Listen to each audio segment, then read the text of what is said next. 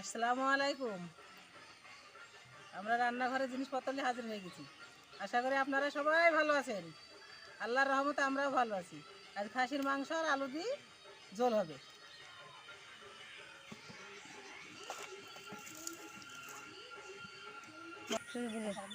উনুনটা ধরিয়ে দিলাম।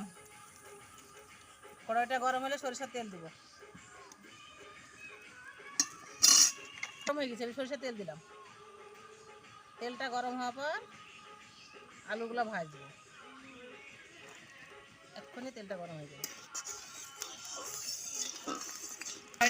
সরিষার তেলে একটু হলুদ দিলাম,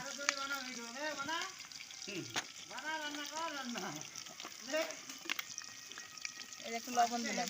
এই যে আলুগুলা গাগুলা পুষ্ট পুষ্ট হয়ে গেছে, ভাজা হয়ে গেছে। আলুগুলা নামিয়ে ফেলবো, এক্ষুনি নামিয়ে ফেলবো। এই যে আলুগুলা সুন্দর ভাজা হয়ে গেছে। এই যে কাঁচা মাংস ঢেলে দিলাম। এগুলা কাঁচা পেঁয়াজ কাটা, রসুন ছেঁচা, কাঁচা লঙ্কা চিরা, এগুলো আদা জিরি মশলা এলাচ একসাথে মিক্স করে পিসা। এটা লবণ পরিমাণ মতো, এটা মরিচের শুকনো মরিচের গুঁড়ো,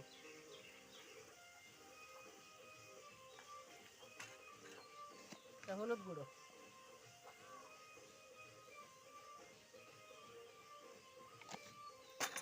ছল্লি দিয়ে সুন্দর করে মিক্স করে দিয়েছি। এই যে সুন্দর করে মিক্স হয়ে গেছে মশলা। এবার পানি দিয়ে দিলাম, পরিমাণ মতন পানি দিয়ে সিদ্ধ করে নেব। পানিটা গরম হলে ফুটে উঠলে আলুগুলা দিব, ঢাকা দিয়ে দিলাম। এই যে টকবক করে ফুটছে, সুন্দরভাবে ফুটে গেছে, গরম হয়ে গেছে। আবার ঢাকা দিয়ে দিলাম। দর্শক কিছু মনে করেন না, বল খেলার ফিল্ডের পাশে আমার রান্নাঘর, ওখানে ফিস্ট চলছে, তাই গানের বাজনা আসছে, গান বাজছে, ওখানে বক্স বাজছে।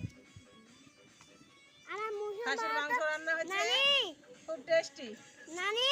সবাই আসেন, খাওয়া দাওয়া করে যান। এত সুন্দর টকবক টকবক করে ফুটছে, সুন্দরভাবে ধোয়া উঠছে, আর খাসির মাংসর সেন্ট বেরাচ্ছে। মহামায়ী সেন্ট। খাসির মাংস বলতে একটু দেরি হয়, তাই এই ঢাকা দিয়ে সেদ্ধ করতে হবে। এই যে পানিটা মরে মরে এসছে, এবার আলুগুলো ঢেলে দিব। ভাজা আলু ঢেলে দিলাম। যে পানিটুকু আছে মারবো, মারার পর ঝোল দিব। আবার ঢাকা দিয়ে দিলাম।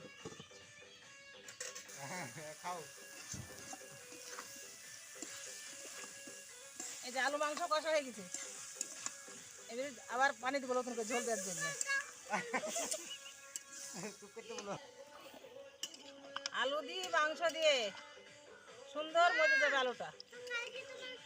আর আমার নাতি খাওয়ার জন্য বসে আছে, নাতিকে আলু দিব, মাংস দিব না নাতিকে। নাতি আমাকে জ্বালাইছে। মিট মশলা দিলাম একটু, মাংসটা হয়ে গেছে, এবার নামিয়ে ফেলবো।